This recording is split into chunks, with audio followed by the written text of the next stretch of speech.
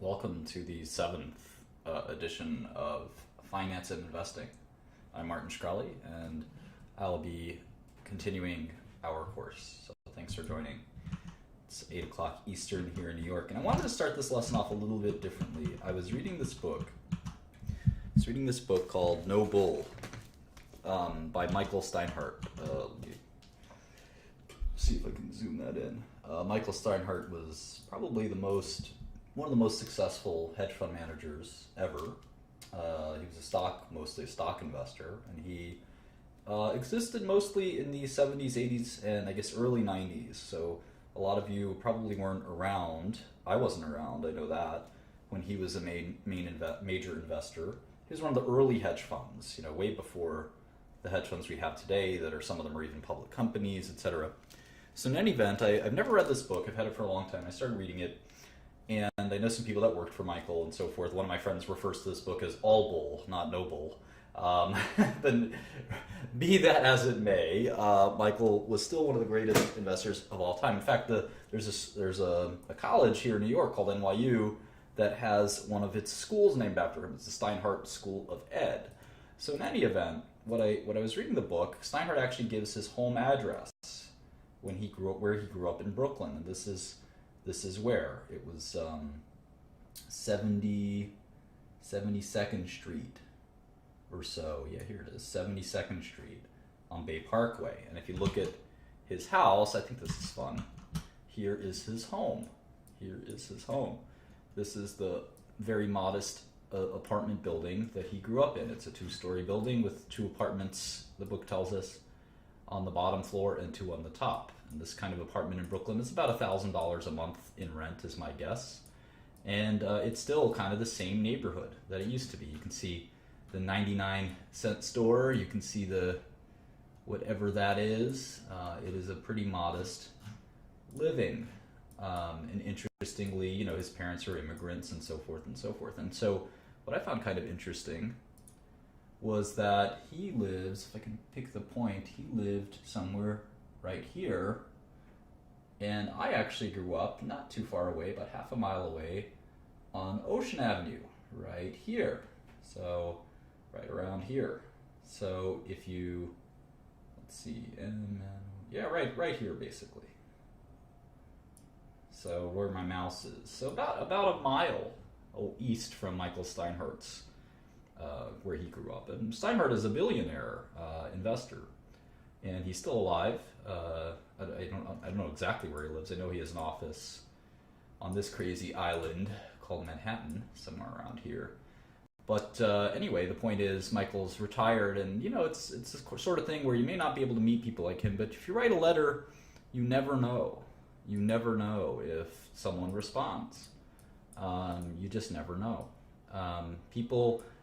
Even people like Michael Steinhardt like to communicate with people. Michael Steinhardt also is a big funder of something called Birthright, which funds trips to Israel for young Jewish people. So he's someone that you could probably, he's very old, I think, but you could get to know. So in any event, he also controls and runs the Democratic Party. So that could be something that you find interesting as well. So, anyway, let's get back to work. So I thought that was interesting. There's this guy who grew up in the same neighborhood as me and ended up becoming extremely, extremely successful. I have my stylus somewhere here. So I prepared a small, very short lesson plan, and then we're just going to go right back to applying the knowledge. Finance is more about application, really, and doing, than it is about theory. Theory is actually, you could put most investing theory, in a very short kind of manual. But practicing it is the hard part. And practicing it is extremely difficult. This is different from a lot of other disciplines where there's a huge amount of theory and not much application. Actually, medicinal chemistry is actually a little bit like this. For all the theory in the world, the way you can apply it is pretty finite. Let's say medchem. But there's tomes and tomes and tomes of theory on medchem. I wouldn't call it infinite, but it's close. And for finance, there's not much theory out there. It's pretty finite. But for application, it's pretty infinite. I mean, we can come up with any ingenious number of ways to be investors and business people. So, but there's really only so much theory, especially when it comes to core finance and investing. When it comes to business itself, I'd say that's sort of a different concept. But anyway, let's think that through. Anyway, so let me run through that lesson plan a little bit. So I've been using this kind of PowerPoint for 4 months, building it slowly. Haven't added much other than, I mentioned the Steinhardt book here, No Bull, which gives a good, a lot of these books, they don't teach you a lot, but some of them give you a good sense for different, just give you a sense for the industry, the investing industry. I kind of added funds as an asset class, which is a little weird. Let's see what else. I've kind of gone over a lot of this stuff. I guess I'm going to add, I should add for equities, I'm going to add some of these ratios because I think maybe I'll do that next class. We'll talk about interesting ratios.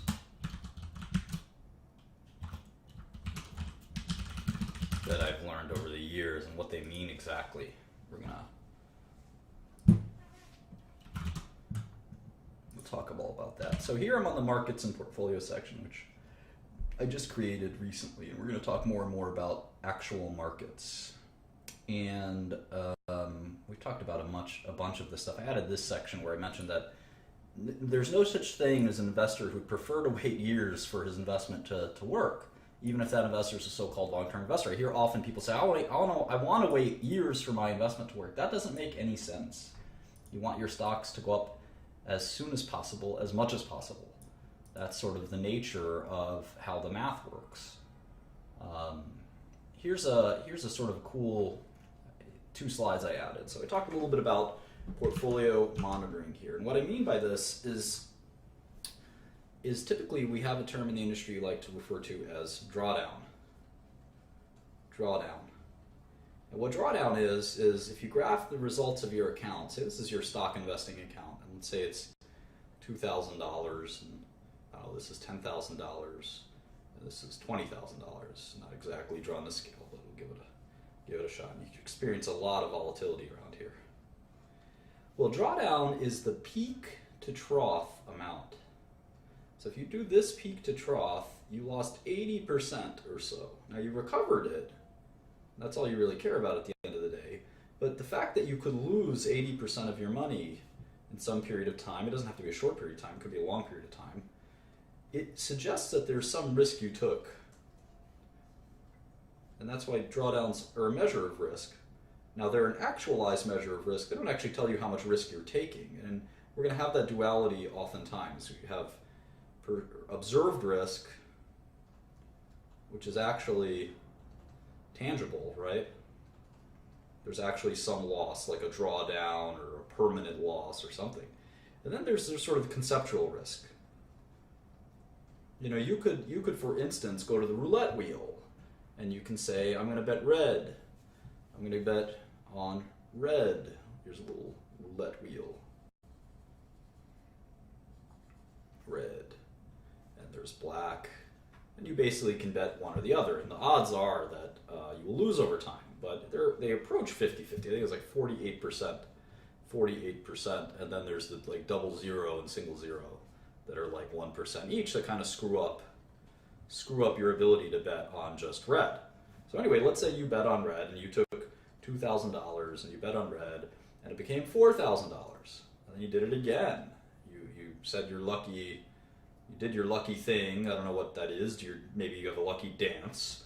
So you do that dance. This dance consists of picking your leg up. So he's doing the dance and then putting it down. So you do your lucky dance, and this is actually not, this process isn't totally too different from how other analysts actually analyze their investments. It's pretty simple. Of course, my method is a little more difficult, but this is a pretty good schematic for how most of Wall Street works. So anyway, and so was this roulette example. So then you bet again, you go to 8,000, and you bet one more time, and you're at 16,000. And you say, okay, I bet red, and I got it 4 times in a row. That's 0.48 to the 4th, right? What are the odds of that happening? I think that's 0.48 to the 4th. So chance of winning is 48%, chance of winning twice, chance of winning 3 times. So there's a 5% chance that would happen, but it happened. You beat the odds. There's only a 5% chance of that happening. So the question is, did you take any risk? Well, obviously you did, but if we looked at just drawdowns, your graph would look like this. It would look pretty awesome. It would be not even a straight line, right? It would be almost logarithmic. And according to the drawdown theory, well, you never had a drawdown. But of course, if you did this one more time and it turned to black, you'd have 100% drawdown. 100% drawdown. So there are a lot of strategies. A good example in finance is writing premium. Writing premium tends to generate very smooth and good returns until volatility spikes and you lose all of your money. And this is what sometimes we call in the industry fat tail risk.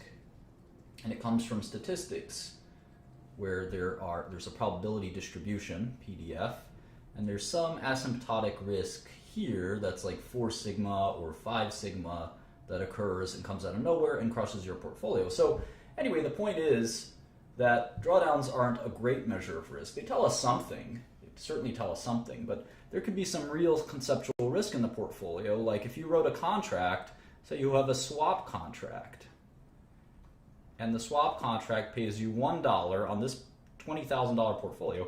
It pays you $1 a year if, I don't know, let's say if IBM stays above 100.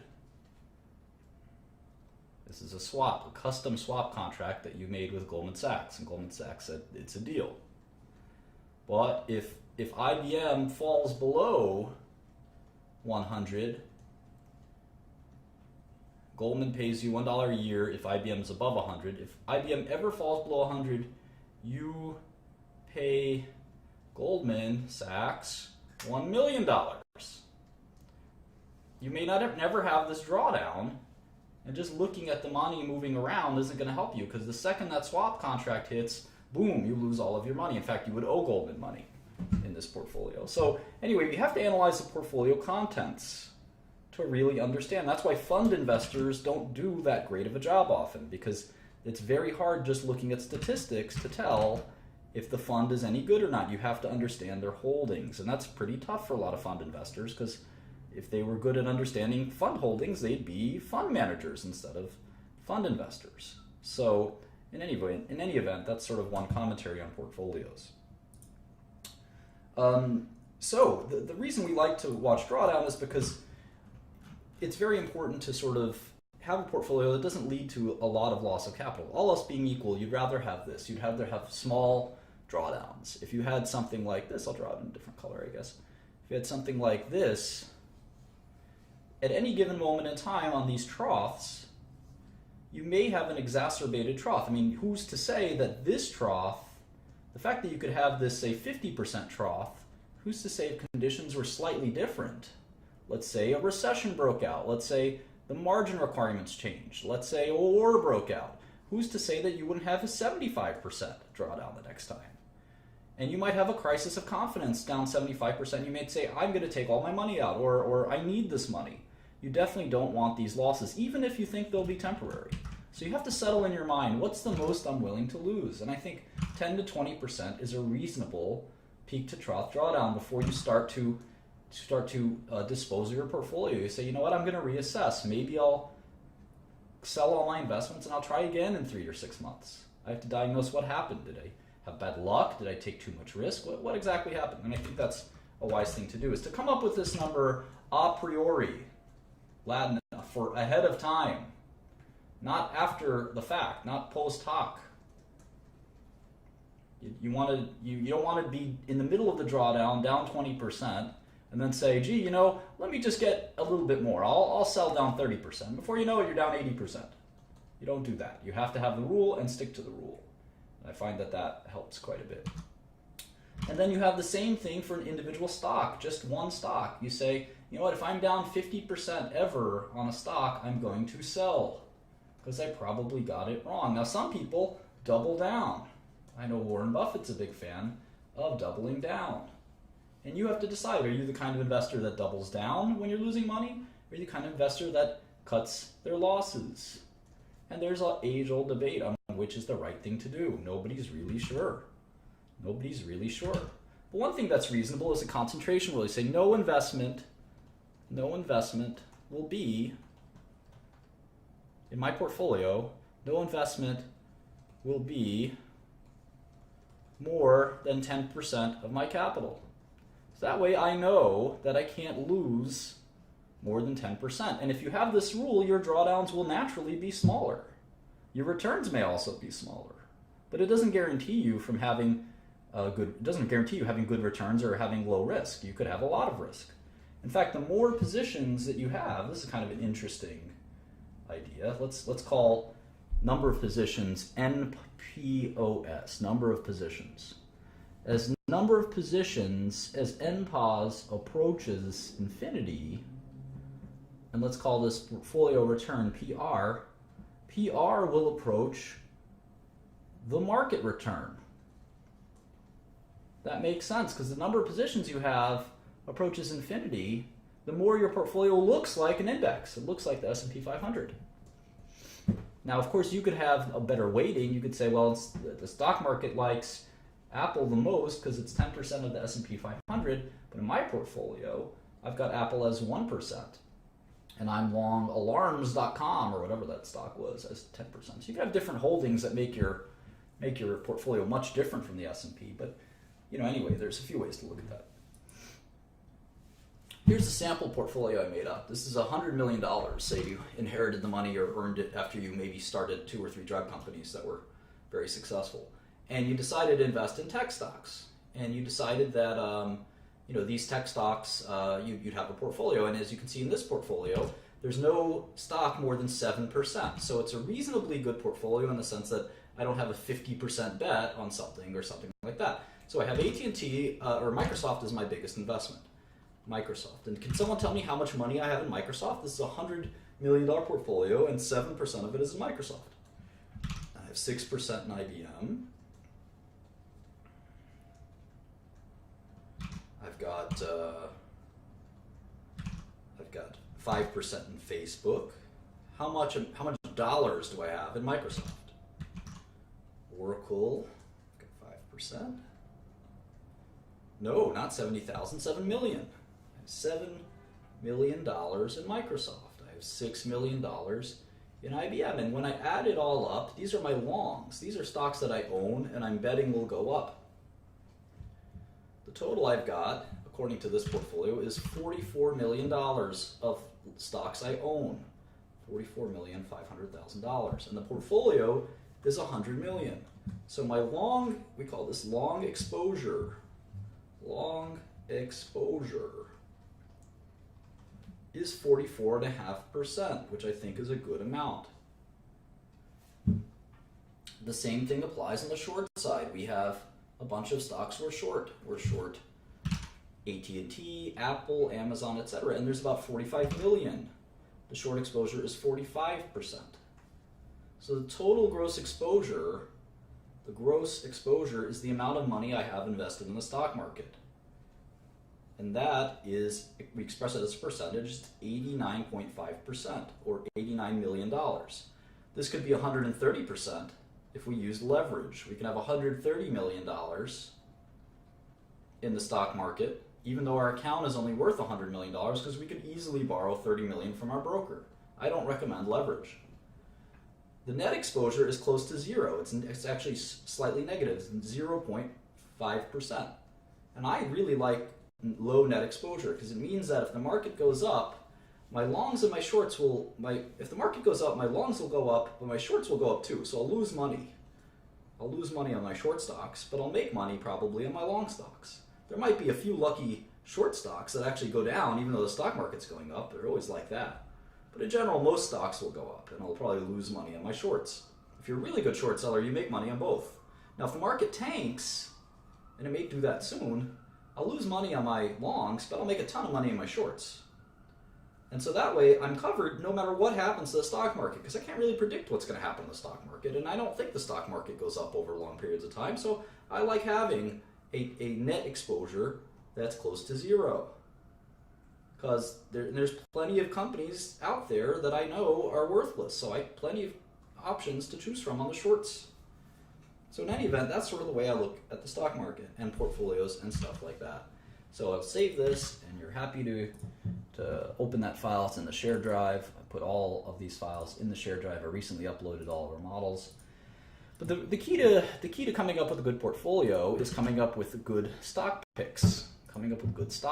And it's easier said than done. And you can see that it's a painstaking amount of work, and I'm showing you how to do it, and it's slow and it's tedious, but you know what? I think it's not such a bad thing to do it this way. So anyway, let's look at Alphabet, which I guess is Google.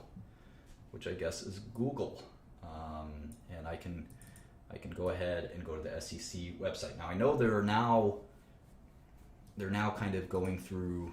Coke Zero is asking, is there a reason the size of your short positions are the same as your longs? Coke Zero is one of my favorites here. He's probably a key part of our chat. Well, I think if you have really good short selling ability, you're not taking excess risk by shorting a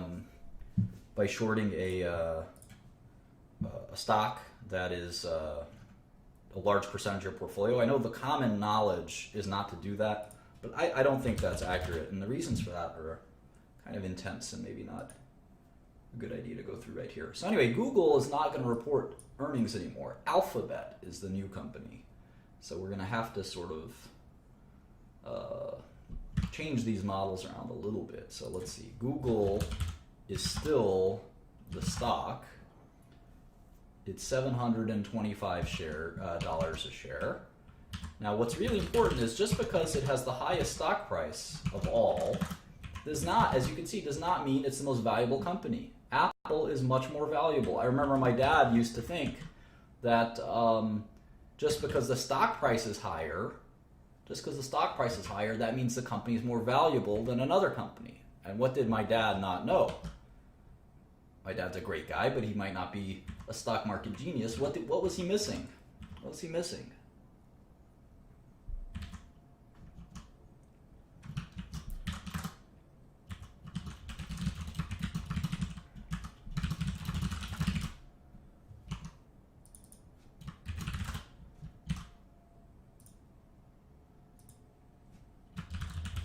Shares outstanding, of course.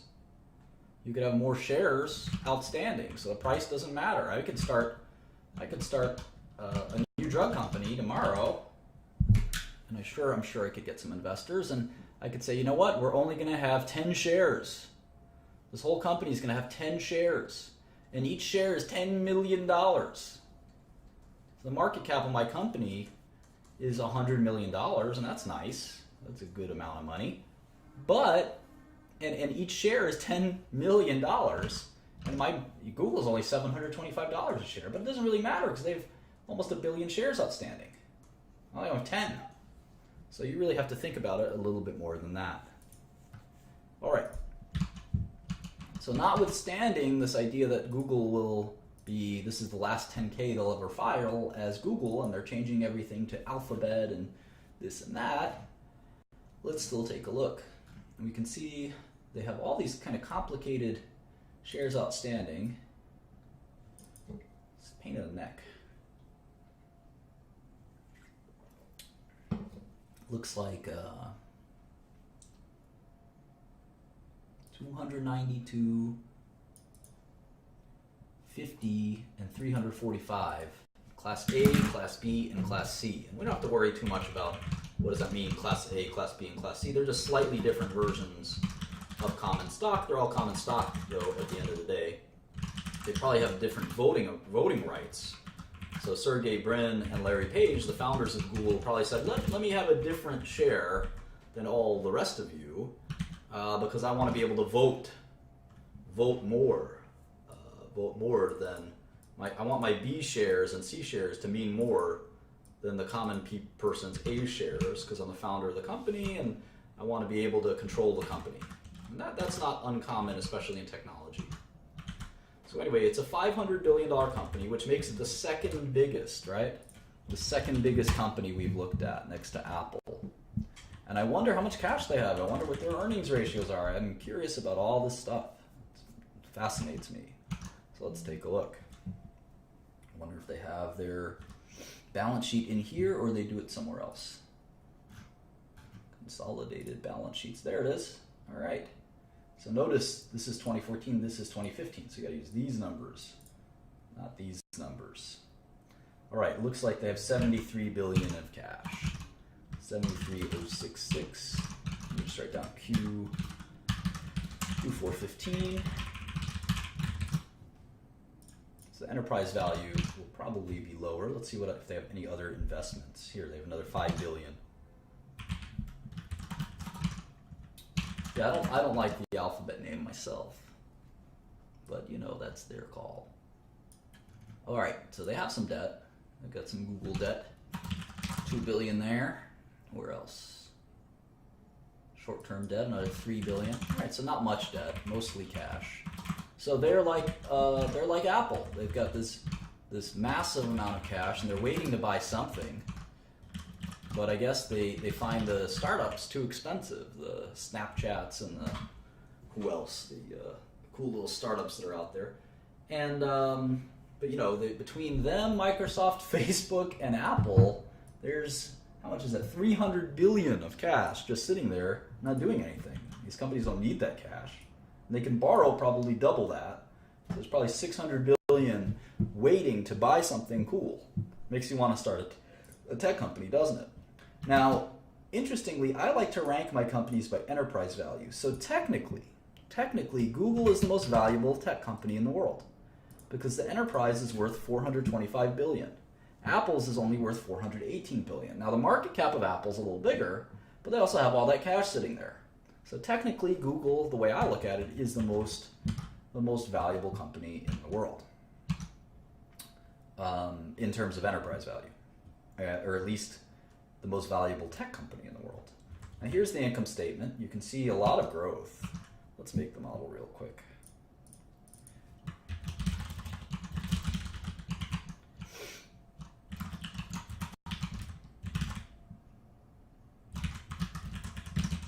You can see a ton of growth. Revenue went from 55 billion to 66 billion to 74 billion. And those are all ads. Google is an ad machine. You see revenue grew 14%, 19%. At one point, Google was growing a lot more. So these are more, I would call them pedestrian. These are still very high growth numbers, 14%. Let's see what Wall Street thinks 2016 will look like. And remember, you can get this from Yahoo too. You don't need a Bloomberg. So for revenue, Google, they're saying 71 billion. Now remember, they're going to move. Alphabet is kind of all messed up, right? Because is it A? Is Alphabet A? No. What's going to happen? This is so annoying. All right, 2015 revenue is 75 billion. So why does not match up on Bloomberg? Well, either way, they're projecting 18% revenue growth. So maybe we can just put in that. So they don't expect revenue to slow down meaningfully. So you can see Google has 18% revenue growth, and the only company growing faster is Facebook. That's pretty interesting, right?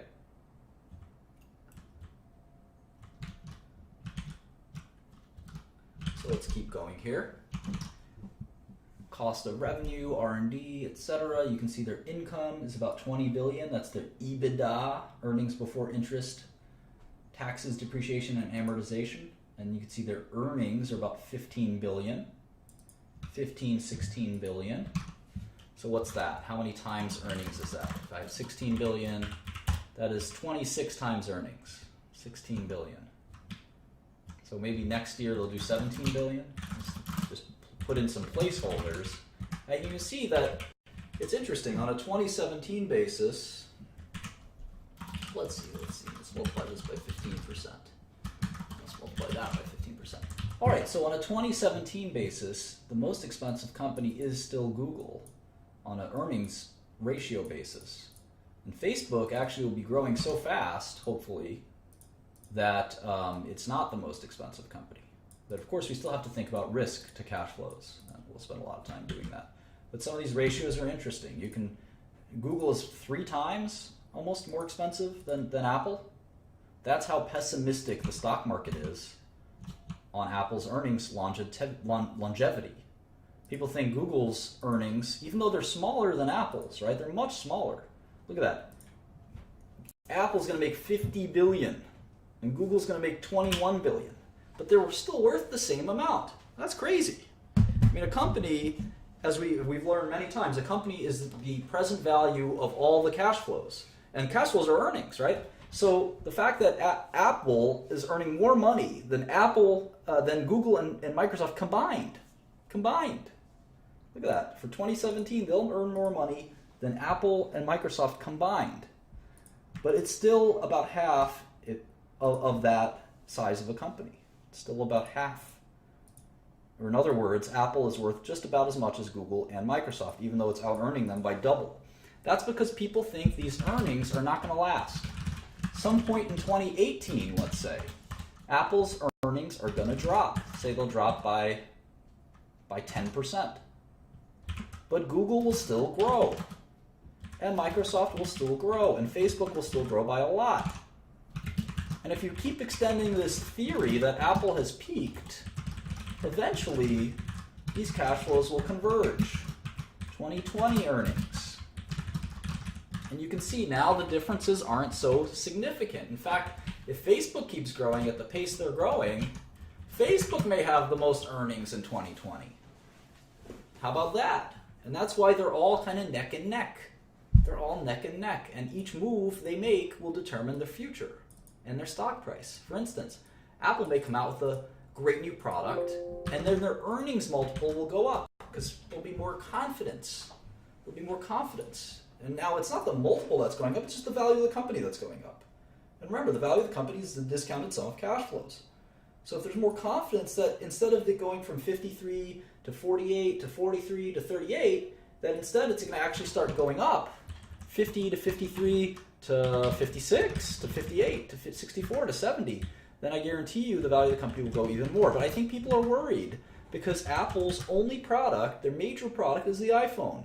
And iPhone sales, as you can see, of these 4 companies, who has the lowest growth? This is revenue growth. Revenue growth. It's got the lowest growth. So there's already signs showing that Apple has peaked, whereas none of these other companies are showing signs of peaked.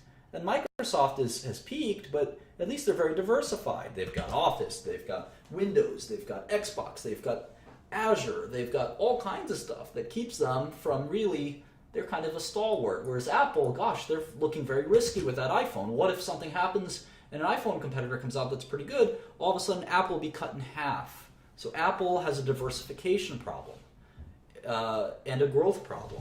Whereas Microsoft has a growth problem, but they're very diversified. Facebook and Google, well, they're growing like a weed, but eventually they'll have that diversification problem too. And of course, both companies are working furiously at that, with Facebook trying to get into virtual reality and Google trying to get in just about everything, maybe being a little too diversified. So that's kind of the strategy, the way I look at it. Now, of course, we have to sort of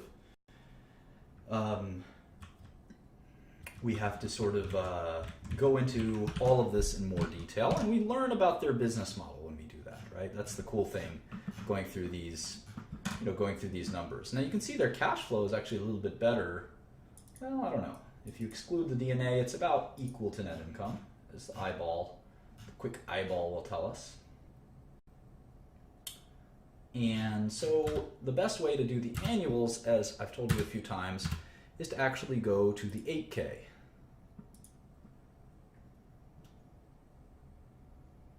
It's funny, since the launch of our first product for businesses, the Google Search Appliance,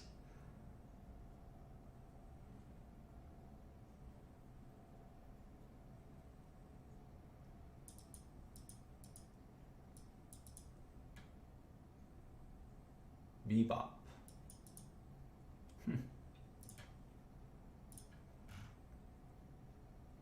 Bebop Technologies.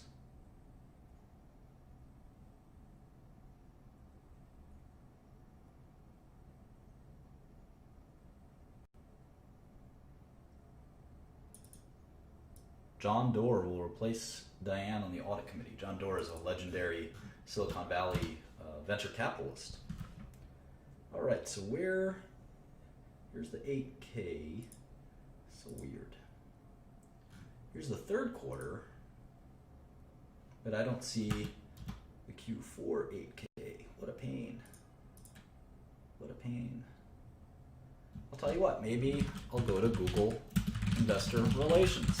Sometimes that'll help. Alphabet Investor Relations. I like their website, abc.xyz. It's kind of funny, isn't it?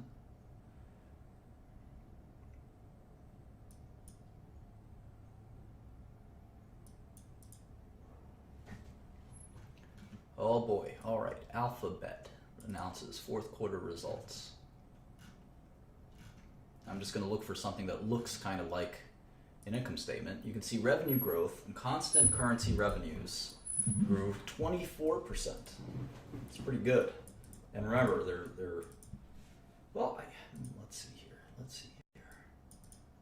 I don't know why constant currency revenues would be growing faster. I guess because the euro is holding it down. That's the reason. Everyone's being depressed by about 6 or 7%. That makes sense. This is one of the weirdest income statements I've ever seen. All right, well, there's a balance sheet that looks normal. How about an income statement? Oh, okay, good.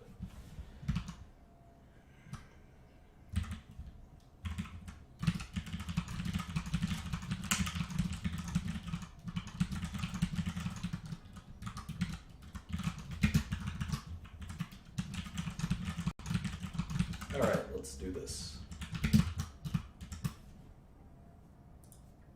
I wonder what Google's margins are like, right? I mean, in fact, maybe we'll make that column here, gross margins. Gross margins. Let's fill that out real quick. What's Apple's gross margin? I think it's 40%. Let's check it.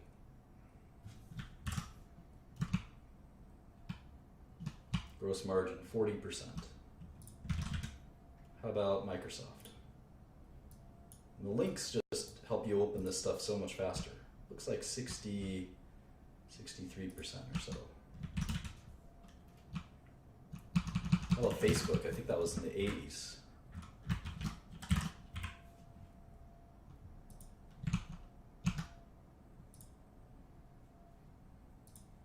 $86. Wow. They have almost no cost. That's like a pharmaceutical company gross margins. Crazy. But IBM is really low gross margins, if I recall correctly. Oh, maybe not that low, 52 or 50. 50-50.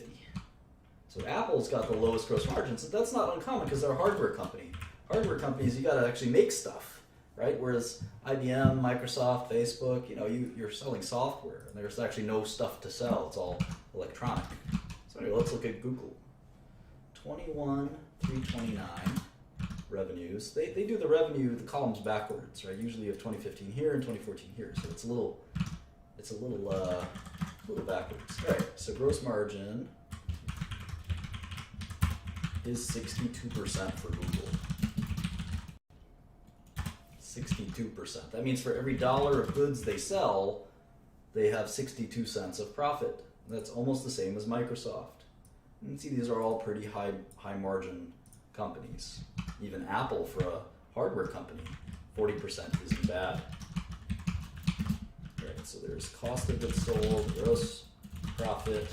Now, of course, our favorite lines. You can see every company in America has got the same kind of lines. Research and development, sales and marketing, general administrative, research and development, your new products. Even retail companies have product development costs. Obviously, something like a retailer or a restaurant company is not going to have research and development. McDonald's doesn't have research and development, or at least they don't have much of it. Sales and marketing is a more important line for a lot of companies, and general administrative is just their workforce. These, in total, we call these operating costs. When you subtract that from gross margin, we call that operating profit. When you subtract it from gross profit. and we can actually get the operating margin, which is pretty important. Operating margin.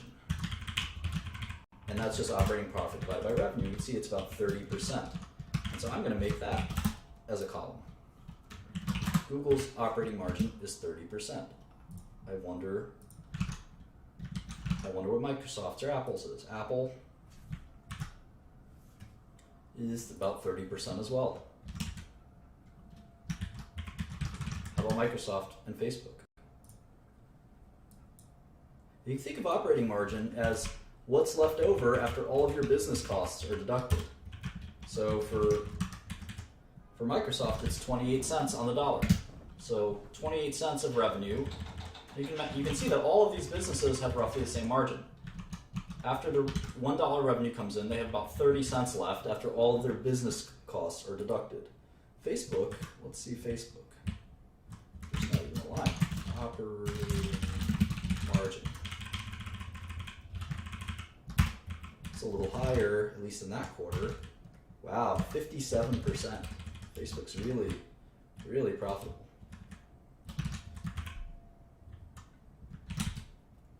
See, it's 54%. And it's not, we don't have to be exact, it just gives us an idea. You can see Facebook's so much more profitable. Every dollar they get, they keep 54 cents of, which is way more than their peers. In some ways, they're sort of peerless, aren't they? All right, let's see here. Other incomes, like interest income usually. Taxes, 819. And it's interesting, they're discontinuing some operations because they're spinning them off. It's just sort of bizarre how to think this through. Net loss from discontinued operations. I wonder what those discontinued operations are.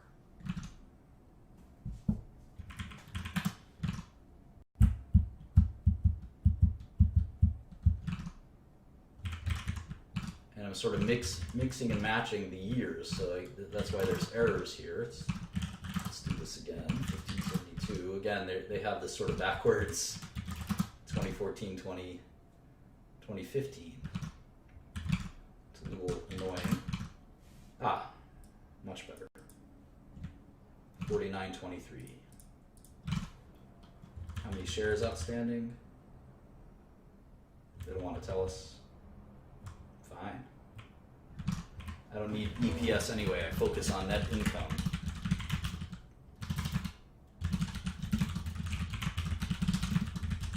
And you can see Google pays almost no taxes. How about that? What's Google's tax rate?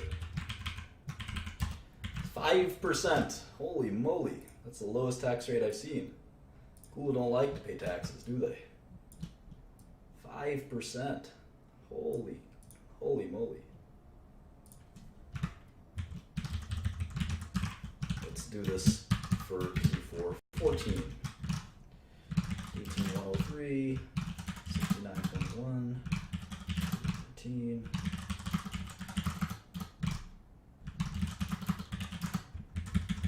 Well, that looks like it was an anomalous year. They were paying 18% taxes for Q4 14. And again, this net loss from discontinued operations kind of freaks me out a little bit. I wonder what that means. Irrespective, that's that. So how about GAAP to non-GAAP? Looks like substantial differences here. Mostly probably on stock-based compensation though, so. Here's the shares amount, 697.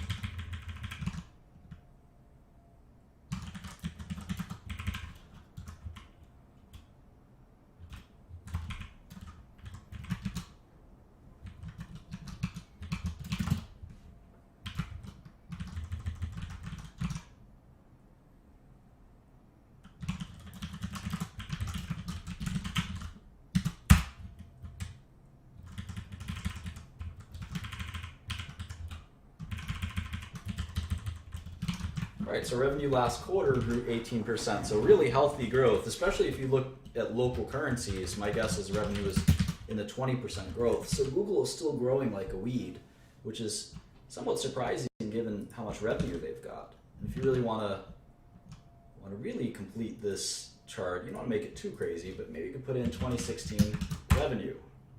2016 revenue. And for Google, we're expecting 88 billion.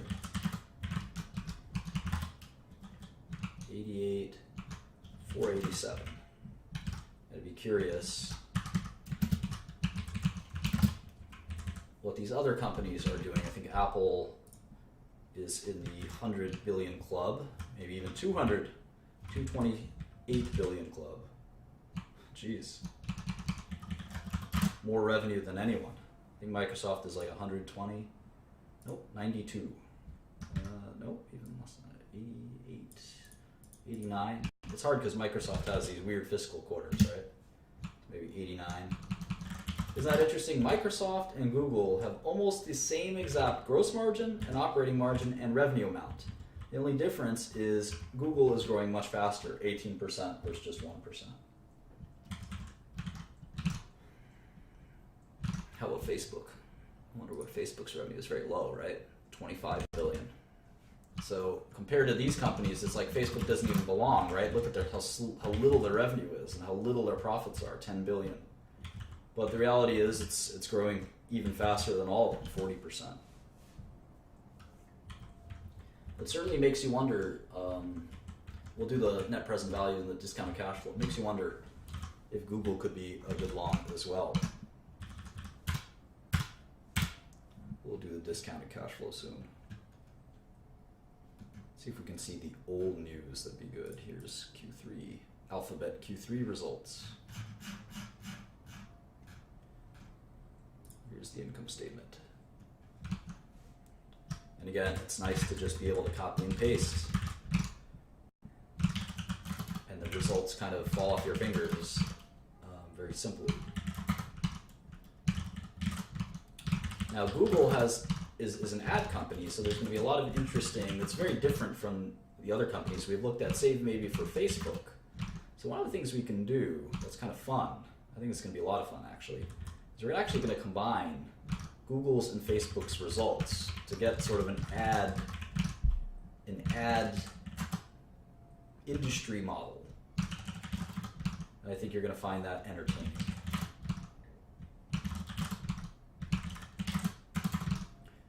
So the question is ad revenue growing in total? Are they taking ad revenue away from traditional ads like TV and radio? Obviously the answer is yes, but the question is how much, and at what point have they cannibalized the entire ad system? Or are there going to even be TV ads anymore? It's a serious question, right? Let's move this up here, kind of like revenue first, gross margin second. So down here I'm going to put Google revenue, Facebook revenue, and then I'm going to pick some advertising companies. Who's the biggest advertising companies? Oh, Bloomberg should be able to tell us, right? Let's take a look. Sectors. How about this? Advertising. No? No? Advertising. It's hard to figure out who sells ads exactly, right? WPP and Omnicom are the two big ones I know.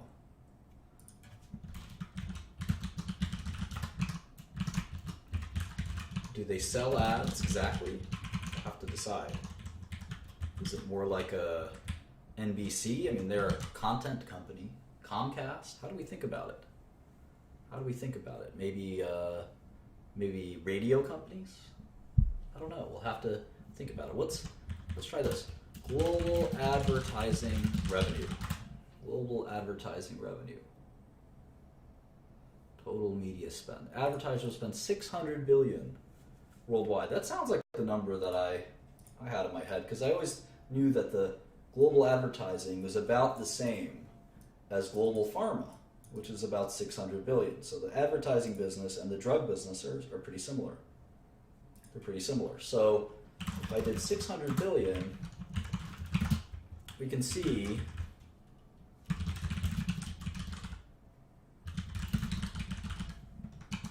we can see that Google has already got 15% market share of all global advertising. And so what you can't realistically forecast, global ad revenue is probably not going to change very much. So they can't get over, right? They couldn't get over 100% of this. So their theoretical limit on revenue is 600 billion. They probably couldn't even get half of it, right? And in many businesses, most companies don't want to, of course, Google wants to dominate this business and have 100% of the business, but because there's alternatives, they're typically, it's hard to get more than 15% market share, or 20 or 30% market share. You really have to dominate the business completely. So that's going to give us an interesting way to limit the amount of revenue they can make. And I think for Facebook, they're looking at 25. So in sum, if you just took the sort of two biggest internet companies, they're already at 20% roughly of ad revenue. Now, if we did WPP, let me just do Omnicom. Omnicom revenue is 15 billion. So it's smaller. And WPP, may have to translate from pounds. Their revenue is 12 billion pounds, and a pound is times 1.4, so let's see, 12, about the same as WPP, Omnicom. 1.4, yeah, it's 17 billion. So if we add all of these guys, I mean, Google's got so much more revenue, but we can only account for, at least with public companies, 24%. 24% of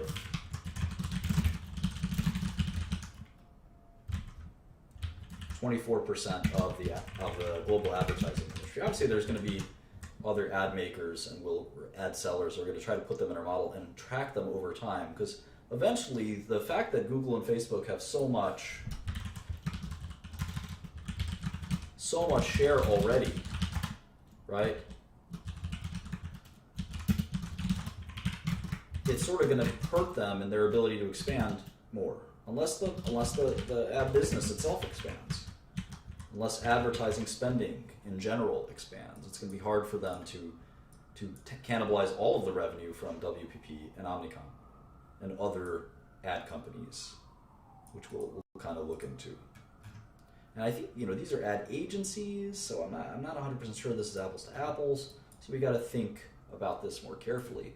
But that being said, let's just sort of leave it at that. We'll look into it. But that's sort of to, as we think about how are we going to forecast Google accurately, we can't just say, all right, well, last quarter they grew 18%, so next quarter they'll probably grow 18%. Well, that might work for a quarter or two. What about next 5 or 10 years? That's not going to work for 5 or 10 years. We need some more substance to sort of decide how big is their opportunity? How much more can they grow? Is it pricing? What is it? Now, you could argue that internet ads are much more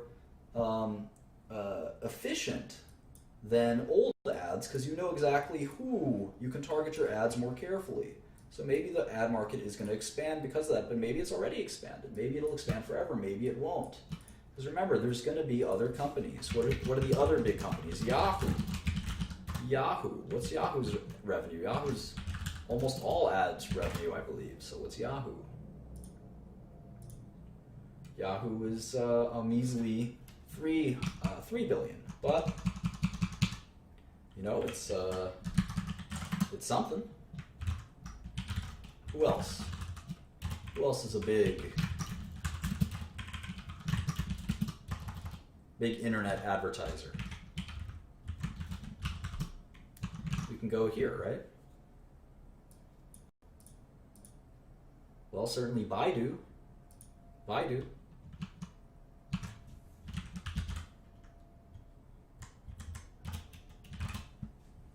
Sure, people use Yahoo Finance, which is a good example.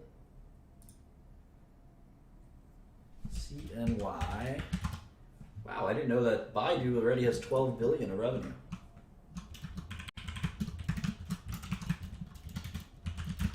People use Yahoo Mail. People use all kinds of things. You know, Microsoft has a bunch of ad revenue, and we can actually, at one point, Microsoft even disclosed how much they have, so we can actually look at that. It's roughly 12 billion for Baidu. All right, so it looks like these internet guys we're tracking, internet share, it's about 22%. 22%. Just these 4 companies. There's more companies than that. There's way more companies than that. So if we add all this up,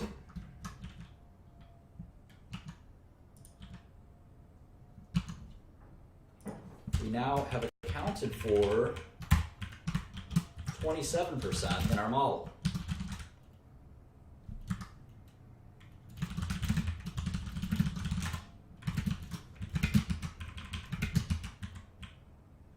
And I'm sure we can do that with a few more additions. But obviously, as we get lower and lower on this list, there's going to be lower and lower revenue. So it really is a Google and Facebook dominated ad world. Twitter? What about Twitter? Twitter's all revenue. We'll pay for Twitter, right? Twitter, 3 billion. Even less than Yahoo, but it's growing.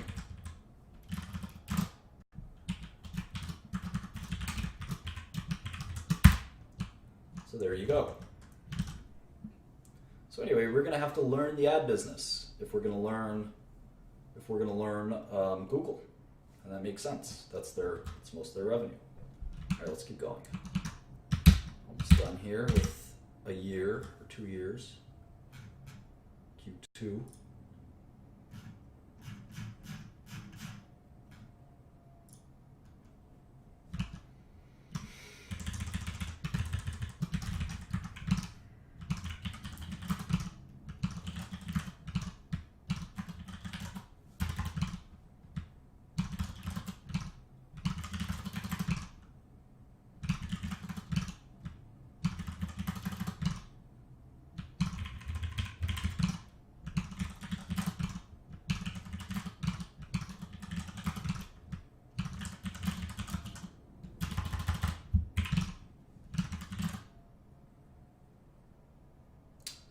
Huh, did I just overwrite this? I shouldn't have done that.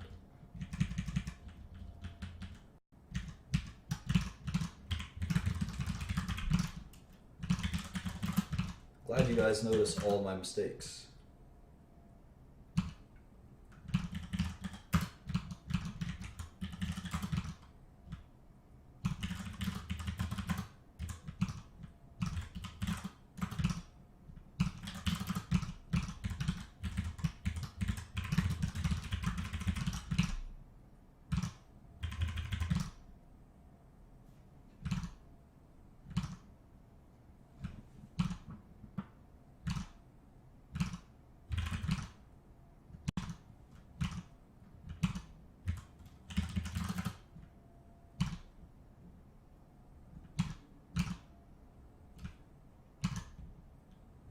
Great.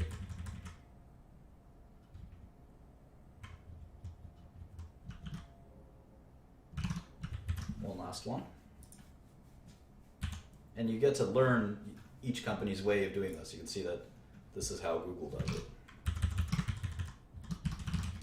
So every quarter we got to go to this crappy website. Ironic, considering it's the best internet company in the world.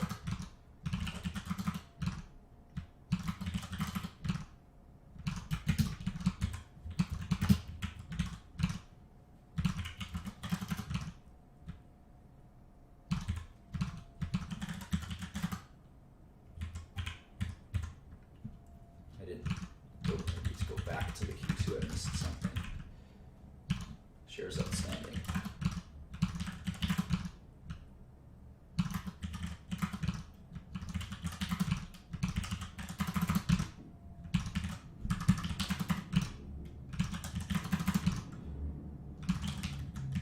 All right. Let me just go back and quickly get that last number I missed.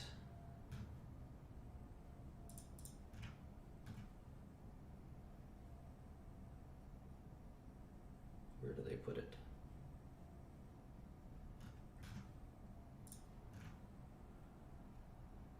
How frustrating.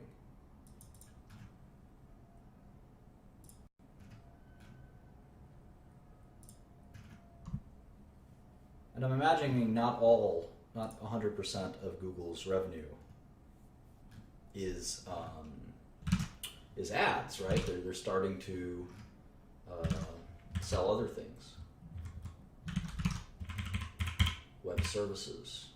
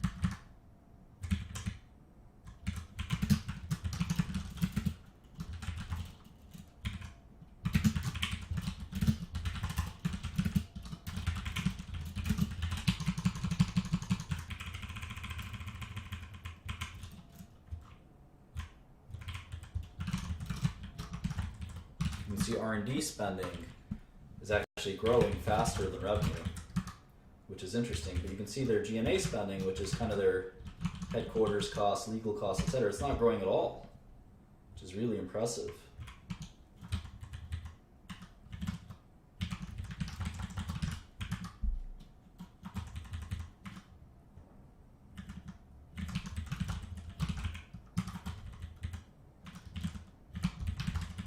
They're spending a lot of their money on those advanced projects, or whatever it is. So you can sort of forecast earnings. Their tax rate kind of fluctuates, but it's looks like on average it's about 20%. Just you can also track that in our main page. We can track the tax rate for each of these big tech companies. So it'll actually be pretty important for us. Right, so there's sort of our rudimentary model where we forecast for 2016 at least that they'll make $18 billion, and Wall Street's been saying $18 billion, so it's a pretty reasonable guess as to what they'll do. Now we're going to have to sort of reverse engineer what the stock market thinks what will happen. What the stock market thinks will happen, I should say, which is sort of my method of imputing the market's expectations using discounted cash flow.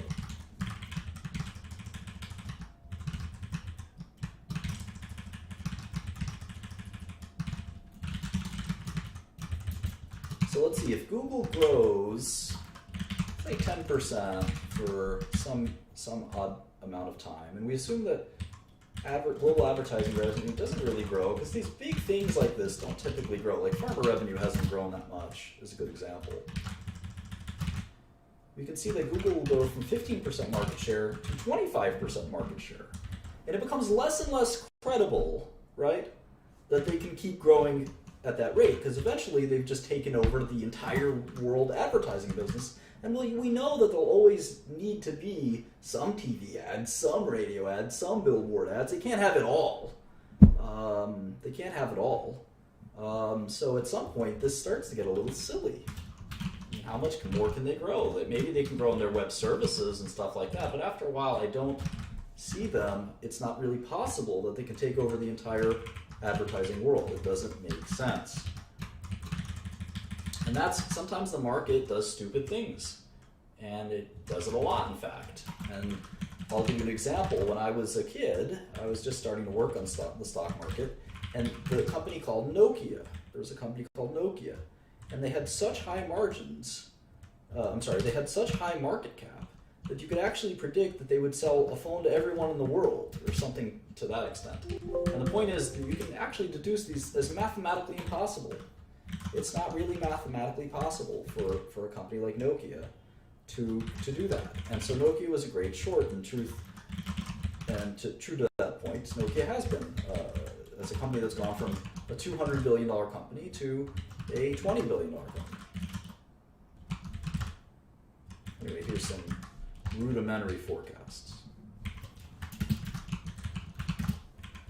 Yeah, web services, we'll have to look into that. Yeah, Apple may be like Nokia, that's right. And that's why the market is so skeptical. The market's really skeptical of Apple. Also, tax rates. These companies don't pay any taxes, and they do a lot of foreign business, but foreign taxes are high too. So if tax loopholes are closed by, say, a Bernie Sanders or Hillary Clinton, all these companies will suffer quite a bit.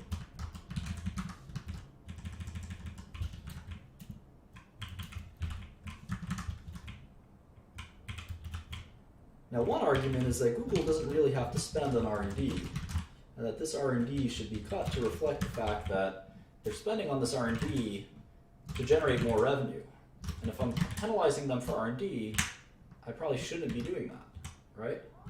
And we'll talk about that dynamic quite a bit. In all of finance, that's a really important dynamic.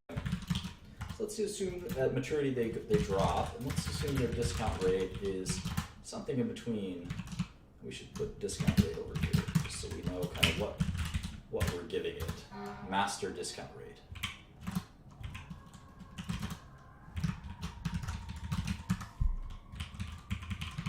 So let's assume it's 6%.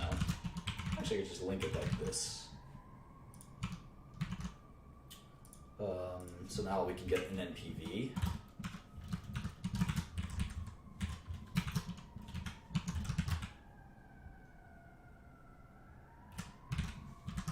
Right, and now we should also get cash in here somewhere. Net cash was 73 billion, let's just say.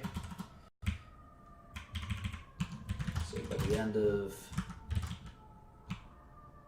of 16, cash will be 90 billion. And this will just accrue like this, and we can assume that they earn, say, 1% on their cash, which is reasonable. And it's really penalizing them by not assuming that they earn anything. So we have to give them something. And if you like one company's management team, you could say, well, maybe they're earning 2% on their cash. It's another way to do it. Anyway, what's the NPV?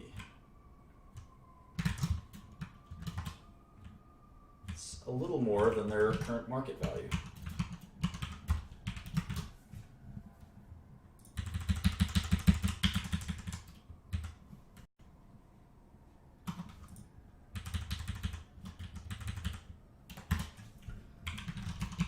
Excel has this bug where sometimes if you calculate numbers, it resets it to 10 decimal points. I got to call Bill Gates and tell him to fix that.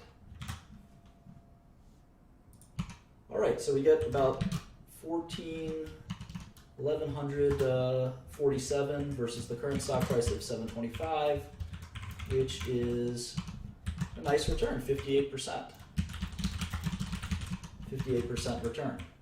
That's also assuming they can grow this revenue. It's pretty modest assumptions, but I guess the bigger question is, can they hold it? Can they hold it over time? Not so much are they there, they're there, but the question is, will they shrink? So if I wanted to reverse engineer this until I get the market's expectations, let me do that. What if they start shrinking?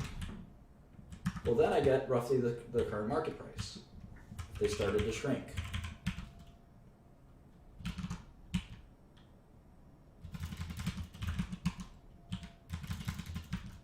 If they started to shrink a few years from now, that's how I get the shares as fairly valued. And they peaked at 17 or 18% of all global ad revenue. And who knows, maybe we'll stop Googling things in 2020 or 2030. I mean, did you ever think of that? There's probably a pretty good risk that we'll stop Googling things. There's a decent chance. Maybe the discount rate should be higher. 6% here. What are we saying for Apple? Apple should be like 7%. Oh wow, we got 5% for Apple. Wow, if we put 7% in there, then the shares will go down. I definitely think Google is less risky than Apple, but maybe not. I don't know. Microsoft should be like 5%, right? Yeah, 5% sounds good. Facebook should be the highest. It should be like 10% discount rate, I think. 8%, right? As long as it's the highest. We should put our fair value, right? Fair value.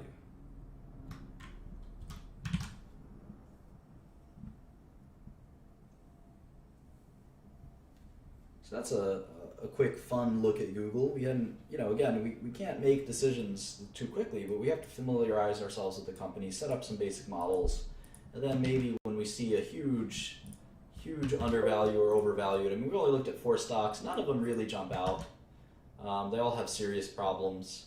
The only one that kind of looked really attractive to me was Microsoft, just because it's really a strong portfolio of tech, and I'm impressed at how quickly they grew Azure, for instance. Kind of out of nowhere, to be honest. Facebook is very intriguing because they haven't monetized they really haven't monetized their users. So I could see Facebook kind of doubling, but it's still very risky. Social networks tend to flame out. How about Amazon? Let's do Amazon super fast.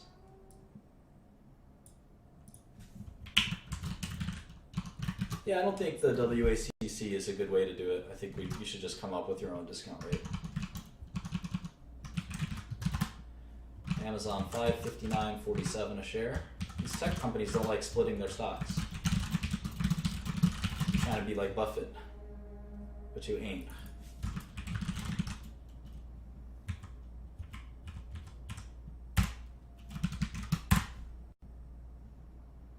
This should be a rap song. I should be a rapper, I think. Sometimes I think. I would be good at it. Maybe I go to Amazon IR.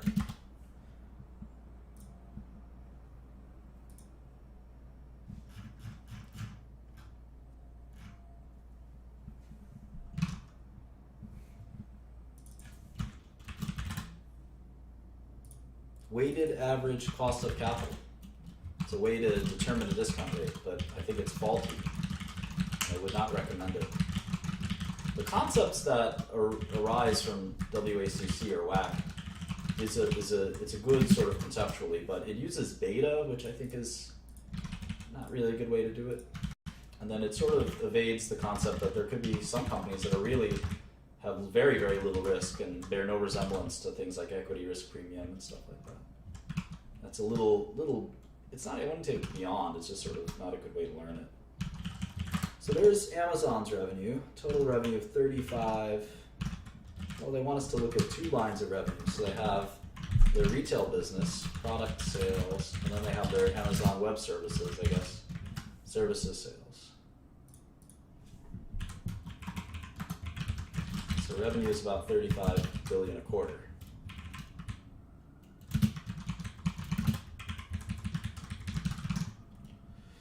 Cost of sales. So a retailer has low margins, right? Fulfillment. Marketing.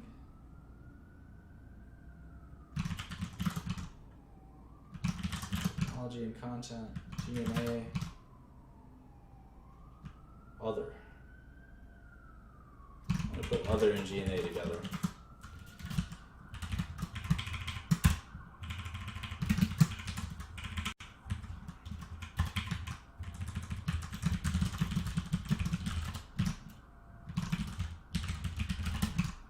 Fulfillment.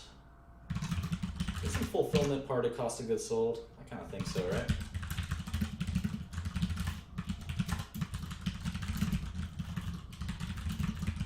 Should I put it in? That's part of cost of goods sold? I think so. Either way, you can see Amazon is almost, unlike these other tech companies, are barely profitable. And this is going to be the really interesting dynamic you'll see. I think we should put fulfillment as part of cost of goods sold because it's sort of shipping is a cost.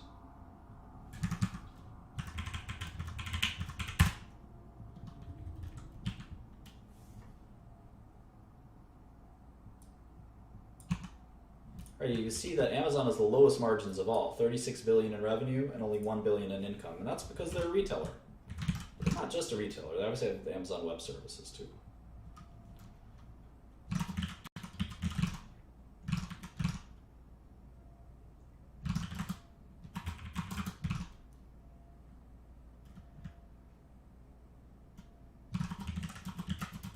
Look how much taxes they pay. It's insane, huh?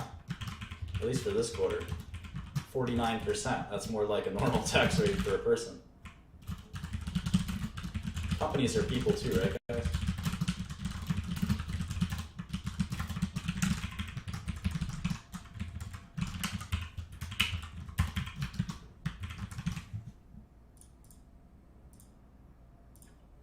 I'm gonna play some League of Legends after this, so maybe I'm gonna drink a beer. Yeah. So let's do their gross margin and stuff like that. Gross margin, look how low their gross margin is. 19%, that's actually not terrible for a retailer. It's about average. But compared to their peers, it's by far the lowest margins, right? By far. How about operating margin? They're like barely break even. It's barely a business. And they've been around so long. Operating income, 1 billion, 35 billion. I don't need to be a mathematician, no, that's about 3%. Look at that, right? They're barely profitable compared to these other guys. That's wild. I always thought Amazon was a short.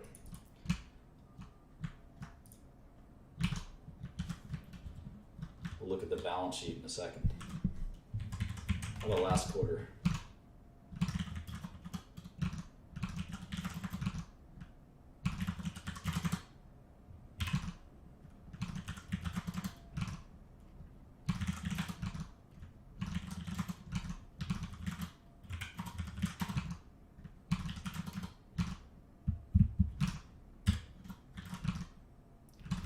Last quarter they were profitable as well, but just barely, right? They only made $429 million. For a $200 billion company, that's insane. That's so small. It's like almost nothing. So people are always shocked at the value of Amazon. It's like an absurdly overvalued company. Let's see if we can find a balance sheet on this website. Here we go.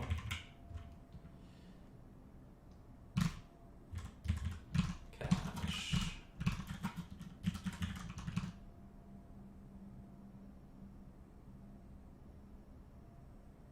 That's it for cash. Accounts payable, accrued expenses, unearned revenue, long-term debt 8235. Other long-term liabilities. I think that's probably fine.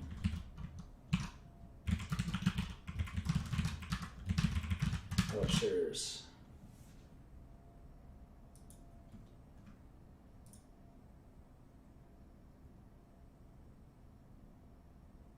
$471 million. So $263 billion company, tiny amount of net cash. They're not nearly as, they would have a hard time buying, they wouldn't have a hard time because they could place debt, but they sort of would have a hard time buying a huge company. And they could always do it with equity, but you can see their enterprise value ranks them fifth, about a $250 million company. But if you look at the earnings, I mean, how much could they make in 2016? Just look at our model, right? They make 500 million a quarter. So 500 times 4 is 2 billion. Even if they doubled that, it's 63 times earnings. I mean, which one of these doesn't belong? The heck is going on here?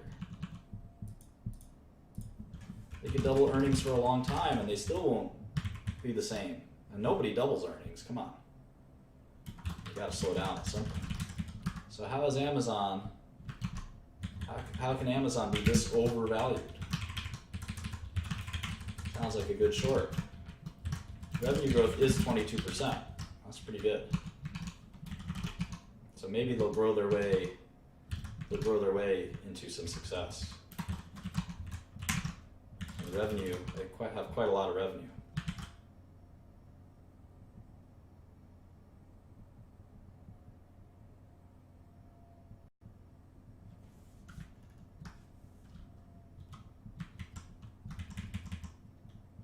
So we got to think pretty hard about Amazon. It seems overvalued. And it's good to look at, that's why it's good to look at so many companies, because we say, of these 5, I'm only investing in 1. Which one is the very best bargain?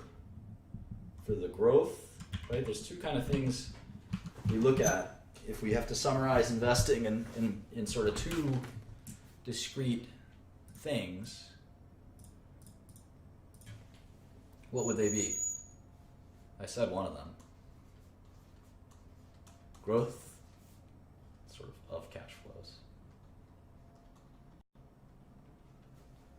And what's number 2?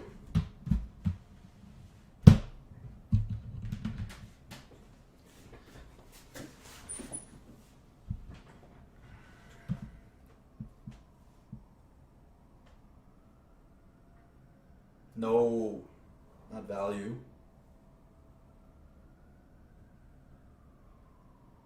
Value is how we look at thing number 1 and thing number 2. Yeah, it's sort of predictability is a good, there's a better word for predictability.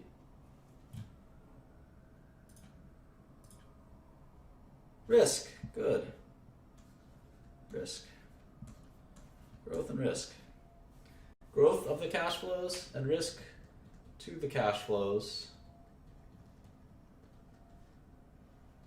is how we calculate. We use this to calculate let me just start over. Calculate value. And obviously we don't know these things for certain, right? We don't know what the growth of a company will be. It's hard to tell. It's really hard to tell. We don't know what the risk is. It's really hard to predict risk. I don't know if we'll be using Google in 2020 or 2025 or 2030. For all I know, we'll be using Google even more. I don't know. It's hard to tell. But sometimes the market gives you such lopsided options, such lopsided opportunities, where it says, you know, I'm going to say that both at certain stock prices, say if IBM, or let's pick Microsoft. If Microsoft's at $51, which is 14 times earnings, the enterprise value to buy the whole company is $333 billion, and the earnings is about $24 billion. Let's say for whatever reason Microsoft stock drops to $100 billion. You will have an unprecedented opportunity to buy the shares, assuming no change has occurred in their business. Now, obviously, if the stock dropped 75%, there'd be a reason. It's usually because the earnings, there'd be something that was impacting the earnings. The earnings would drop. But let's say this was a special situation where you had an option to buy Microsoft stock at 60-70% off, 66 to 75% off. This would be an unprecedented opportunity. You would get your money back in 5 years. And every year after that would be what? It'd be free. Free cash for you. So you put down 100 billion, and let's say you don't have 100 billion, practically nobody does. So it'd have to be 0.000001% or something like that of 100 billion. Let's say you bought it for $1 million. $1 million. Well, your share, it would pay you back $250,000 a year, the earnings of the company. So after 4 years, it's not even 5 times earnings, 4 times earnings. After 5 years, in 2020, you hope that Microsoft is still making that $250,000. And we know from annuities that $250,000 a year divided by a discount rate, and we calculated Microsoft discount rate at 5%. So divide that by 0.05. What is that? What is that? $5 million. So you made 5 times your money from 1 million to 5 million. And sometimes the markets give you these opportunities, especially if there's some crazy news or something like that, that temporarily people start getting scared and you say, you know what, I still think they're going to make 24 billion. Or maybe it's not 24 billion, maybe it just goes down to 20 billion. That's still a bargain. That's still a bargain. So you got to think that through. You got to think through these opportunities. So anyway, there's about 5 minutes left. I want to take some questions. We're not going to finish Amazon today, but maybe Chipotle is a good example of a company that's got a problem right now, but maybe their stock will be cheap because of that problem. And their earnings will be just fine 5 or 10 years from now, and you'll get a good bargain. I'll take some questions.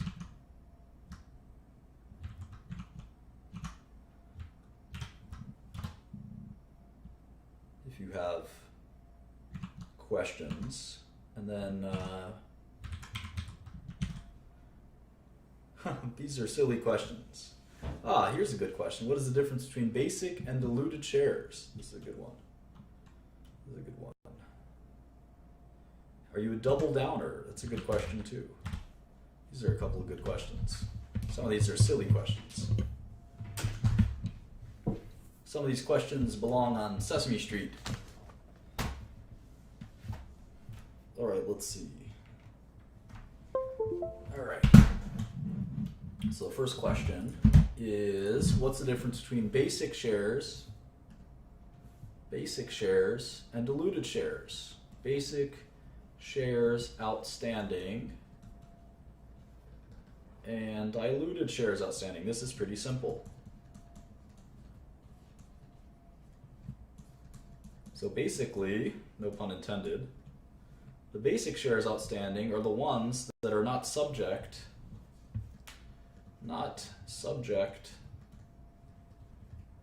to an event. So these are the shares outstanding that the investors own. The diluted shares outstanding include shares that could be converted, shares that are convertible upon certain events. There's two main types of reasons why basic shares will be less than diluted shares. There'll be some extra shares that are dilutable. They can dilute the basic shares. And one is very easy. It's the stock options for the employees. ESO, employee stock options. Stock options. So if you have stock options, say you have $100 stock, and you give your employees options at $100, you can't make it lower than that, and the stock goes to $150, well, your employees will cash in their stock options. Let's say you gave them 1 million shares. Now, the investors have 40 million shares. So you technically have 41 million diluted shares, outstanding shares, and you have 40 million basic outstanding shares. So do you have 41 or do you have 40? Well, it kind of depends. If the stock goes to 60, the employees will never exercise their options, right? So an option is a right to buy. A right to buy, a call option, or an employee option is a right to buy.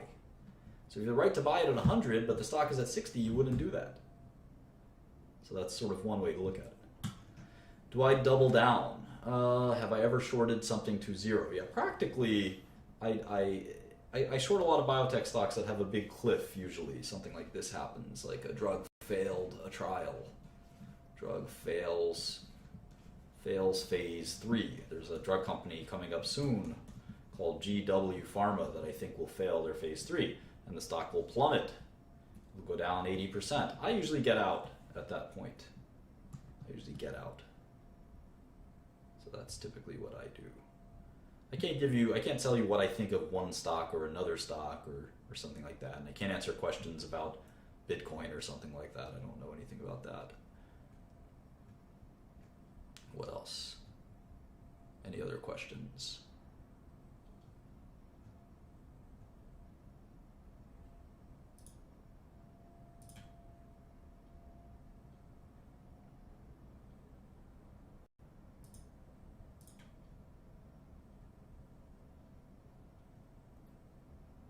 I don't know why Amazon trades at such a high PE. I think we'll find out. I think people think that they could raise their prices. Something I know a little bit about. That they can get better margins. So right now they're kind of getting their customers hooked, but eventually they can raise their prices. Why do companies divide their shares? A lot of companies don't do it anymore, as you can see. So some companies you have 800 million shares outstanding. And if it's $100 a share, well, that's 80 billion market cap. And at about 100, a lot of companies like to split their stock. Stock split. So what they do is they say, for every share you've got, you get another one. So now there's 1.6 billion shares, or 1,600 million. But now the stock's at 50. It's the same market cap.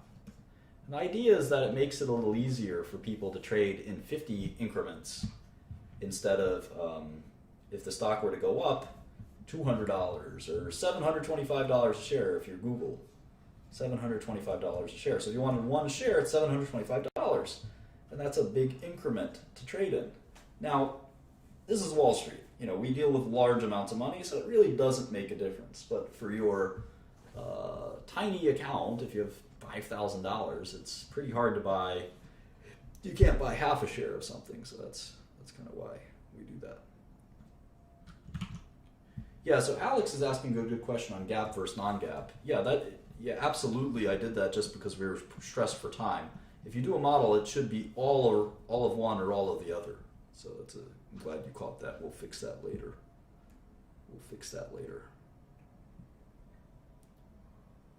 Do you personally think that hiding revenue in offshore banks to pay less in taxes is, lack for a better term, fair? No, I don't think it's fair. It's illegal, I believe. You can go to jail for that. I don't encourage anyone to do that. Now, companies do have tax. Most companies have a tax group whose goal is to lower their tax exposure. Wouldn't we all be nice to have 10 or 20 people calculating how you can avoid taxes? That would be great. And they're usually very successful. You can see these companies usually pay 10 to 20% in taxes. All right, well, this has been about 90 minutes, so I'm going to sign off now. Maybe I'll address so-called technical analysis later, and how I think it's a mirage. Technical analysis. I don't think it's a reasonable or real thing. It's sort of been replaced by quantitative analysis.